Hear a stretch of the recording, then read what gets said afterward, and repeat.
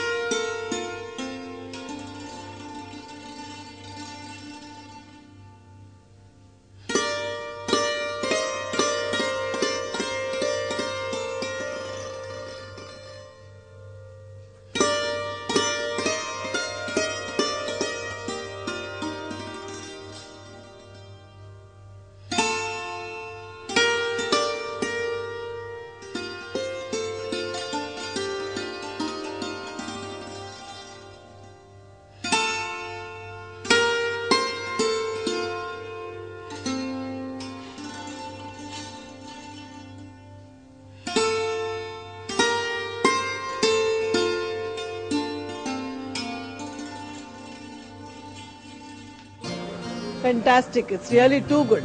बहुत अच्छा लगा ये देख के। और मतलब इनकी मेहनत और वाकई it's a real what do you call meditation, like जैसे वो कहते हैं ना कि भाई एक मेडिटेशन है जिसके बारे में मतलब सोच के समझ के जैसे उन्होंने जो पिक्चर्स बनाया एक एक आप देखिए, मतलब बहुत ही अच्छा है। I just can't express my self, मतलब इतना अच्छा है।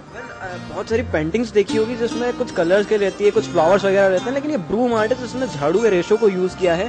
तो ऐसी क्या अलग बात लगी, क्या स्पेशल लगा इन पेंटिंग्स में आपको? यहाँ सब कुछ नेचुरल, देखो यहाँ फ्रेमिंग भी जो इन्होंने बनाई है ये ब्रूम के स्टिक से ही बनाई है।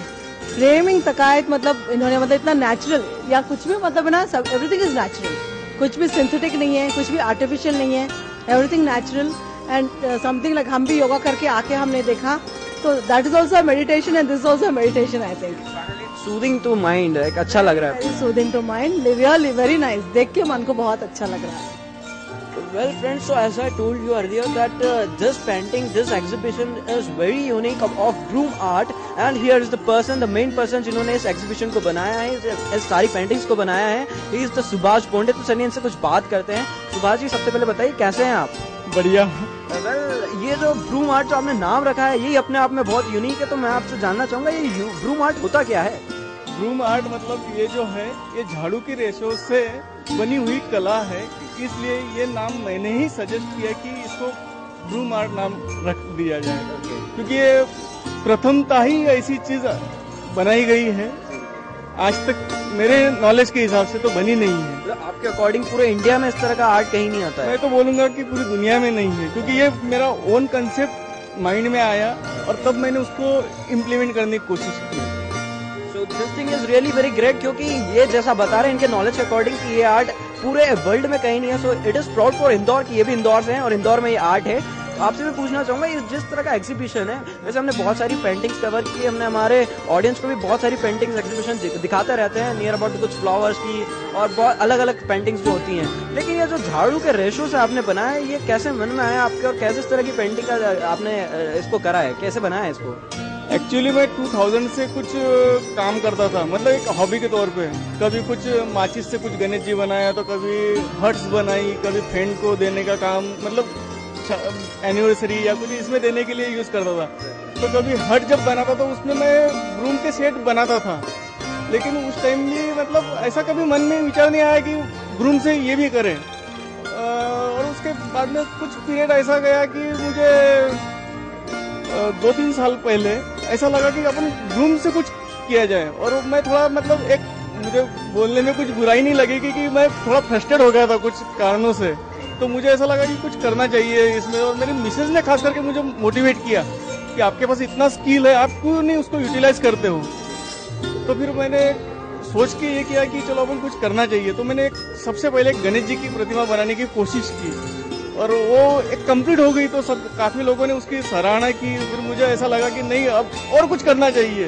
तो करते करते मैं बनाते गया और कलेक्शन डेवलप होते गया और आज मैं आपके सामने खड़ा हूँ। बिल्कुल, अभी मैं देख रहा हूँ और सबसे ज्यादा पसंद आ रही है मुझे ये वाली पेंटिंग, क्योंकि उसमें एक अलग ही इमोशन लग रहा है। तो मैं आपसे जानना चाहूंगा थोड़ा सा अब इस पेंटिंग के बारे में बताएं, किस तरह से आपने पेंटिंग बनाई और बनाते वक्त क्या चीज आपके मन में चल रही थी?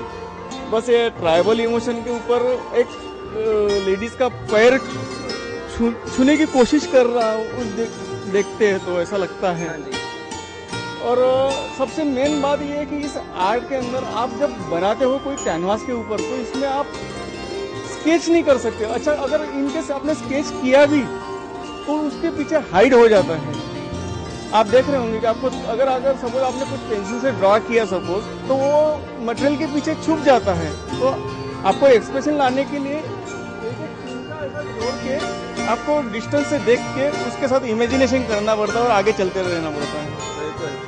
आगे तो हम चलते ही रहेंगे। और उसके साथ मैं पूछना चाहूंगा, यहाँ पर बहुत सारे लकड़ी के मटेरियल भी है, तो ये किस तरह से आप डिफरेंशिएट करते हैं ब्रूम आर्ट और ये मटेरियल्स के साथ? जैसे सपोज मैं आपको बता दूं, इस आर्ट के अंदर मेरे को एक एक्सपीरियंस हुआ था।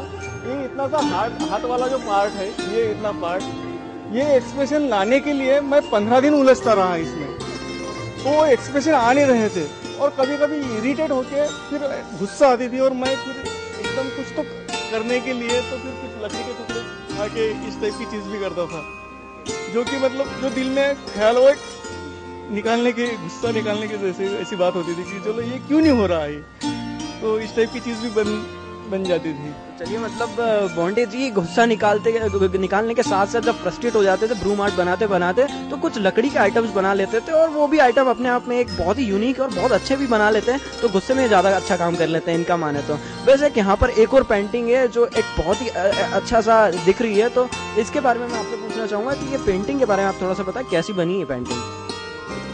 ये भी मतलब एक ग्लोमी ब्यूटी का एक निरागस भाव जो दिखाना था, मतलब एक निरागसता के अंदर भी सुंदरता दिखानी है, उसकी कोशिश की है मैंने इसके अंदर। जैसे कि इसके अंदर आप देख रहे होंगे, ये जो ओट से लेके जो एक चिंता जो है एक्सप्रेशन लाने के लिए अलग अलग कलर का, वो एक टुकड़ा जोड़ के बनाई गई है। ये एक छोटा छोटा माइन्यूटली टुकड़ा जो है, तो उसके कारण भी एक इफेक्ट आता है, क्योंकि आप उसको इमेजिन करो, फिर वहाँ तक ले जाओ, लगाओ, फिर आओ। मतलब ये जो झाड़ू के रेशे होते हैं, इनको छोटे छोटे आप पहले काट के और उसको चिपका रहे हैं। हाँ जी, तो ये तो बहुत ही मुश्किल होता होगा, किस तरह से आप चिपकाते हैं, क्या रहता है, किस तरह से आप इसको एग्जैक्ट माइन्यूट उसी जगह पर लगा देते हैं उसे?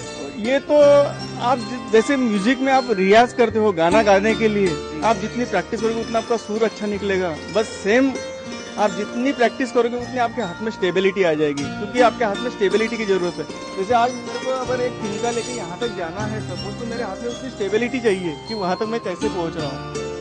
तो वाकई इस तरह के आर्ट के लिए एक प्रॉपर स्टेबिलिटी चाहिए। और अब हम आपको एक ऐसी पेंटिंग दिखा रहे हैं जो बोंडे जी ने सबसे पहले बनाई थी। अब गणेश जी, जैसे कि बोंडे जी ने भी बताया, गणेश जी की पेंटिंग इन्होंने सबसे पहले बताई थी। तो चलिए अब देखते हैं गणेश जी की पेंटिंग। सबसे पहले ब्रूम से काम जो किया तो वो इस तस्वीर से स्टार्ट हुआ।